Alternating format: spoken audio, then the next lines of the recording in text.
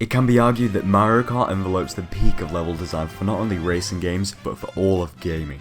Meticulous design, immensely varied themes, and adrenaline pulsating complementary tunes. And with paid DLC packs with their 8 tracks, core slots are more valued than ever in terms of being worth your money. But then, there are some tracks that really grind my gears. The course I will vote against. Whether they scream filler, are waste of potential, or just don't work. Here are my top 5 least favourite Mario Kart tracks. Sorry if you love these tracks, but they just don't get my engine revving for me. Let's drive. There's tracks that I don't like the 3D rockfall and glide fest that is Alpine Pass due to being generic, but they still greatly push the new mechanics of the game.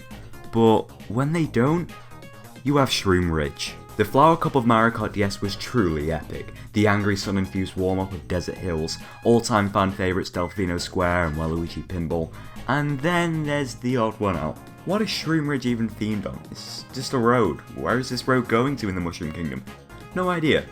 Maybe if it was a road connecting between Delfino Square and Waluigi Pinball, or the Star Cup, that would be awesome. That concept hasn't been explored in a Mario Kart game with all these contrasting themes, but no, it's just a cliffside grassland with a constant threat of falling into a forest. Compared on the Mario Kart DS's website to Toad's Turnpike and Mushroom Bridge, at least those two had their niches in terms of difficulty and busy bridges. And a bit of colour, Shroom Ridge just has a slight downhill and tunnel segment to note of. And flowers. But worst of all for me, there's the name. Come on guys, you just took a few letters out of Mushroom Bridge, and a whole load of theming too. Moving on.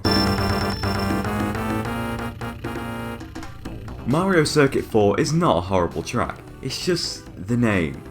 Mario Circuit 4. Has Mario Circuits gone too far? Yeah. Let me tell you a story. In terms of difficulty level, Mario Circuit 1 was easy, Mario Circuit 2 was about medium, and Mario Circuit 3 was hard, and my personal favourite.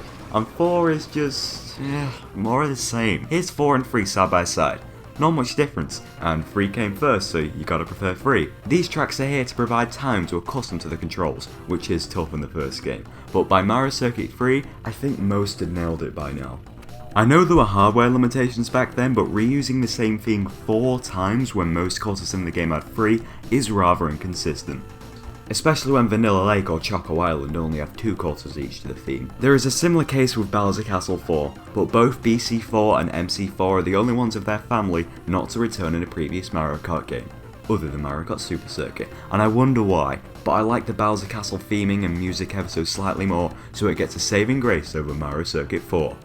At number 4. The choices get more controversial as we go on, as we got one of the first choices for a retro track course from Mario Kart 64 in Mario Kart DS, Banshee Boardwalk. I'm not even sure what Banshee Boardwalk is based off.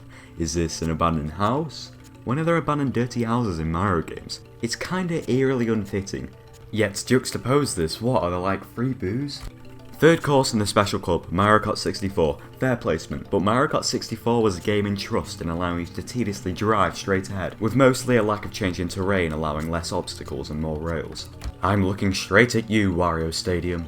But all of a sudden, the risk of falling off the side or into random holes here are a bit too high in contrast. And when there is rails, you'll be bumping, putting off any sense of speed from the too narrow track. This sudden, unforgiving change of difficulty spike at such an awkward time in the cup, where at any fall could mess you up, leaving for you to have to restart the whole cup, and you do not want that to happen with the long grand finale of Rainbow Road to go. And despite being after Banshee Boardwalk, there's a lot more consistent rails. These frustrating mistakes ruin the multiplayer-centric joys of Mario Kart for me. Along with rather underwhelming music, it just feels like sped up waiting music. The course is also a little bit on the dark side, but my eyes are fucked anyway. The Banshees are rather creepy, but the big fish with the soul tooth kind of comedically spoils the nervy audience positioning in this atmosphere. Insert transitional driving point here.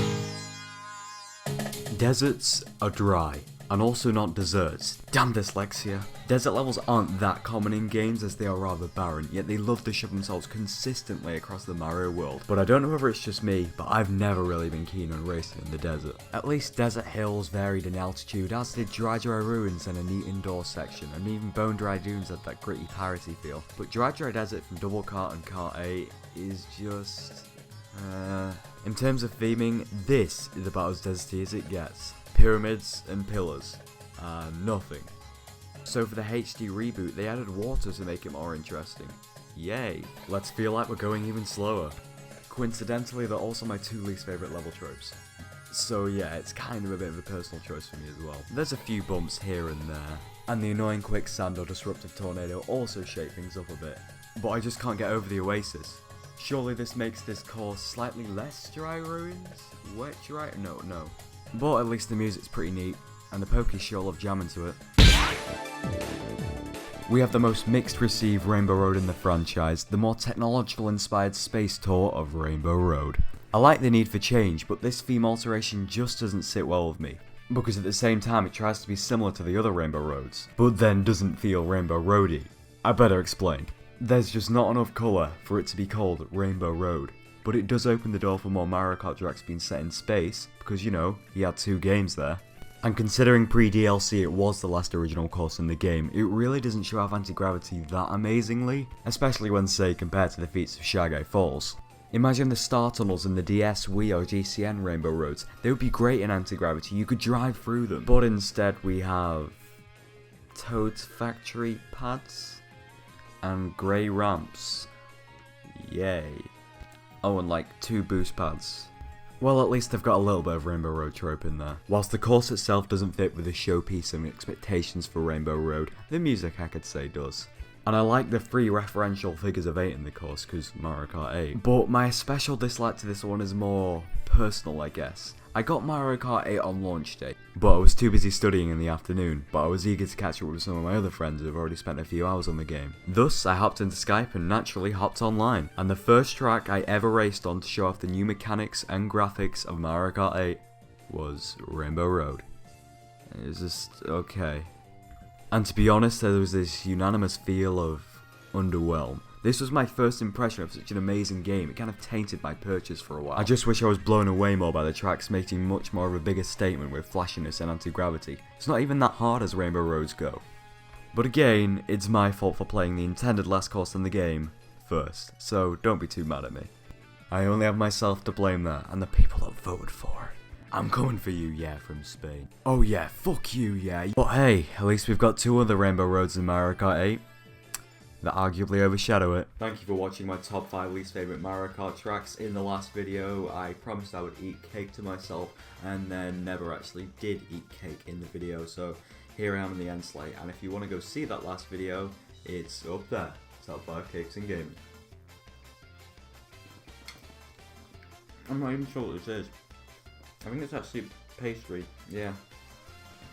So it's not really a cake, but, you know, close enough. And then, whoa, up there, we have classic Mario Kart Countdown, and my collab channel challenge is approaching.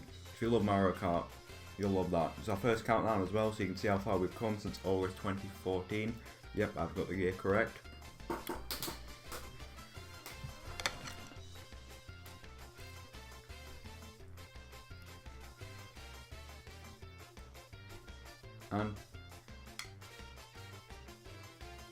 And yeah, you can follow me on Twitter at Stella7910. Subscribe, bye, and the cake.